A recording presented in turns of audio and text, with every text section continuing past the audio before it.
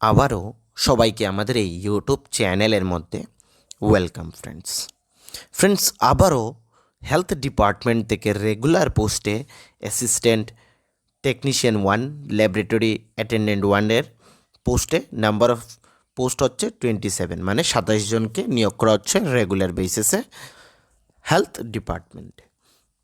আজকের এই ভিডিওতে আমরা সম্পূর্ণ ডিটেলস আলোচনা করব। কিভাবে অ্যাপ্লিকেশন করবে, তার জন্য কি কোয়ালিফিকেশন রাখা হয়েছে, এজ লিমিট কি, তারপর অন্যান্য কি ক্রাইটেরিয়া রাখা হয়েছে, লাস্ট ডেট কি রয়েছে, স্যালারি কি থাকছে, সম্পূর্ণ ডিটেলস আজকে এই ভিডিওতে তোমরা পেয়ে যাবে। তো তোমাদের কাছে রিকোয়েস্ট থাকবে এই ভিডিওটি শুরু থেকে এন্ড পর্যন্ত নিশ্চয়ই দেখবে, এবং যদি দেখে বা এই ভিডিওটি দেখে বা চ্যানেলের মধ্যে যে অন্যান্য ভিডিওসগুলো রয়েছে সেগুলো দেখে তোমাদের ভালো লেগে থাকে, তাহলে আমাদের এই চ্যানেলকে সাবস্ক্রাইব করতে ভুলবে না, লাইক করতে ভুলবে না, কমেন্ট করতে ভুলবে না, এবং এই ভিডিওটির লিঙ্ক তোমাদের ফ্রেন্ড সার্কেলের মধ্যে শেয়ার করে দেবে, যাতে সকলের কাছে এই ইনফরমেশনগুলো পৌঁছে যায় এবং যারা চাকরি খুঁজছে তাদের হেল্প হয়ে যায় কিছুটা। ঠিক আছে, এই ভিডিওটি শুরু করার আগে আরও একটি ইনফরমেশন তোমাদের সঙ্গে শেয়ার করার ছিল। তোমাদের যদি জেআরবিটি 2, তারপর ত্রিপুরা হাইকোর্ট এর গ্রুপ ডির যে এক্সামিনেশন, সেগুলার যদি নোটসের প্রয়োজন পড়ে থাকে, তাহলে তোমরা আমাদের হোয়াটসঅ্যাপ নাম্বার 9485334006 এই হোয়াটসঅ্যাপ নাম্বারে কন্ট্যাক্ট করে একদম অল্প টাকার মাধ্যমে তোমরা নোটস কালেক্ট করে নিতে পারো, যেগুলো তোমাদের এক্সামের পয়েন্ট অফ ভিউ থেকে খুবই গুরুত্বপূর্ণ হবে। কারণ তোমরা দেখেছো যে আজকাল ত্রিপুরা সরকারের গভর্নমেন্ট চাকরির যে কম্পিটিশন লেভেলটা রয়েছে, সেটা যদি আগে থেকে তোমরা নিজেকে প্রিপেয়ার্ড সেই অনুসারে না করো, তাহলে কিন্তু এখানে এক্সামিনেশন ক্র্যাক করতে পারবে না। ওকে, অনেক টাফ হয়ে যাবে। তো নোটসের জন্য এই হোয়াটসঅ্যাপ নাম্বারে কন্ট্যাক্ট করবে। এই যে নোটিফিকেশনটি, সেটি আইসিএমআর থেকে বেরিয়ে এসেছে, national Institute of medical council, যেটা ঠিক আছে অ্যাডভাইজমেন্ট নাম্বার। এখানে অ্যাসিস্ট্যান্ট নিয়োগ করা হচ্ছে তোমাদের সর্বমোট 2টি পোস্ট, ইউআরের ক্ষেত্রে 2টি, এখানে SC ST OBC কারো অ্যাপ্লিকেশন করতে পারবে না। স্যালারি থাকছে লেভেল 6 35,400 থেকে 1,12,400। টেকনিশিয়ান 1 19টি পোস্ট রয়েছে, তার মধ্যে ইউআর 60টি, SC 2টি, ST 2টি, OBC 5টি, EWS 3টি এবং ESMS 2টি। ল্যাবরেটরি অ্যাটেন্ডেন্টের ক্ষেত্রে এখানে 6টি পোস্ট, তার মধ্যে থেকে ইউআর ক্যান্ডিডেটস 2টি, ST 2টি এবং EWS 2টি এবং ESM এখানে 1টি রয়েছে। ঠিক আছে, PWDর ক্ষেত্রে এখানে কোনো পোস্ট নেই। টেকনিশিয়ান 1-এর 19,900 থেকে 63,200, ল্যাবরেটরি অ্যাটেন্ডেন্টের ক্ষেত্রে 18 থেকে 56,900 টাকা এখানে স্যালারি রয়েছে। তোমাদের অ্যাপ্লিকেশনের লাস্ট ডেট কী রাখা হয়েছে? অ্যাপ্লিকেশনের লাস্ট ডেট হচ্ছে 11/12/2024, সেটা হচ্ছে লাস্ট ডেট তোমাদের অ্যাপ্লিকেশনের। এই যে ওয়েবসাইট রয়েছে, এই ওয়েবসাইটে ভিজিট করেও তোমরা এই নোটিফিকেশনটি পেয়ে যাবে, বা নিচে ডেসক্রিপশনের মধ্যে আমাদের টেলিগ্রাম গ্রুপের লিঙ্ক পাবে, সেখান থেকে আমাদের টেলিগ্রাম গ্রুপ জয়েন করে তোমরা এই নোটিফিকেশনটি পেয়ে যাবে। এবং অ্যাপ্লিকেশনের জন্য নিচে আমি লিঙ্ক দিয়ে দেবো অনলাইন, সেখানে ডাইরেক্টলি ক্লিক করে তোমরা অ্যাপ্লিকেশন করে নিতে পারবে ফ্রেন্ডস। ওকে, এখন আমরা এখানে কথা বলেছি, এই যে চাকরিটা সেটা কিন্তু ICMR National Institute of Occupational Health আহমেদাবাদের মধ্যে নিয়োগ করা হবে।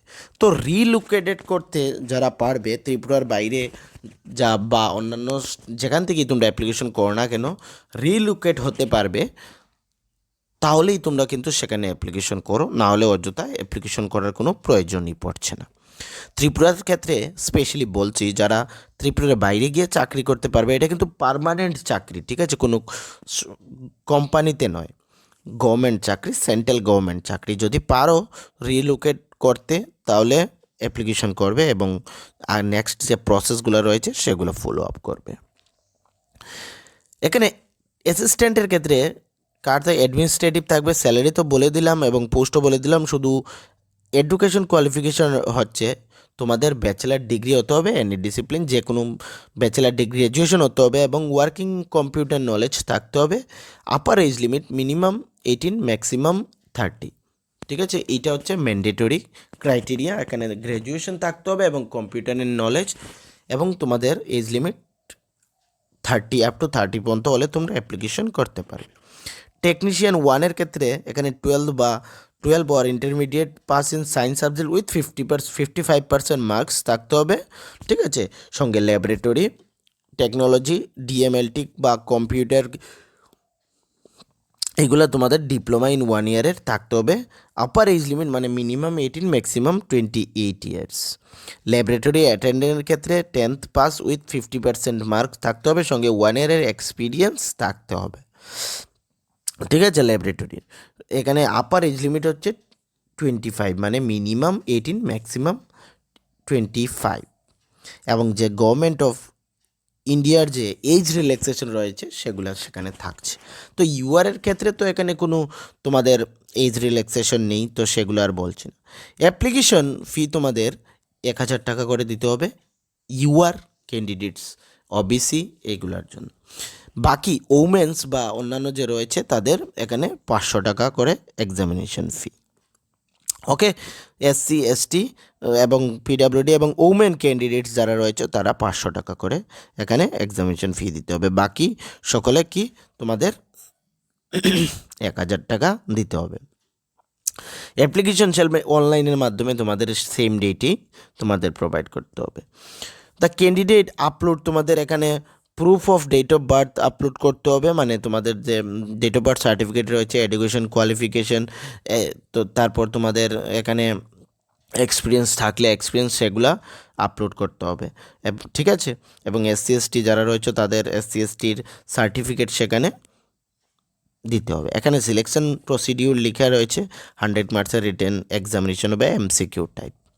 ওকে, সেগুলো রয়েছে। আচ্ছা, সেগুলো আমি এখন আর ডিসকাশন করছি না, এগুলা পরে ডিসকাশন করব। এজ লিমিট তো আমি তোমাদের অলরেডি বলে দিলাম। ঠিক আছে, আমি মেন যে ইম্পর্ট্যান্ট জিনিসগুলো সেগুলো বলবো।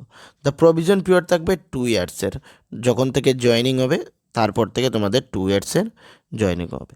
এবং রিটেন এক্সামিনেশনের জন্য এখানে তোমাদের কোনো টিএডিএ প্রোভাইড করা হবে না। আদার যে কিছু জিনিস রয়েছে সেগুলো এখানে মেনশন রয়েছে, আমি আর সেগুলো বলছি না। আমি মেন যে ইম্পর্টেন্ট জিনিসগুলো ছিল সেগুলি তোমাদের সঙ্গে ডিসকাশন করলাম। তারপরেও যদি তোমাদের কোনো কিছুতে বুঝতে অসুবিধা হয়ে থাকে বা তোমাদের কোনো কোয়েরিজ থেকে থাকে, তোমরা কমেন্টে সেকশনে জিজ্ঞেস করতে পারো, আমি সেখান থেকে তোমাদের কমেন্টসগুলো রিপ্লাই করে দেবো friends. Any doubt, any question, okay, কোনো ধরনের ইস্যু তা নাও তোমাদের অ্যাপ্লিকেশন করতে হোক বা এখান থেকে কোনো ইনফরমেশন জানতে হোক, কোনো ধরনের ইস্যু তোমরা আমাকে কমেন্ট সেকশনে কমেন্ট করবে, আমি রিপ্লাই করব। ঠিক আছে ফ্রেন্ডস, আর আবারও বলছি, যদি ভিডিও ভালো লেগে থাকে তাহলে আমাদের চ্যানেলকে কিন্তু সাবস্ক্রাইব করে দেবে ফ্রেন্ডস। তো সবাইকে থ্যাংক ইউ।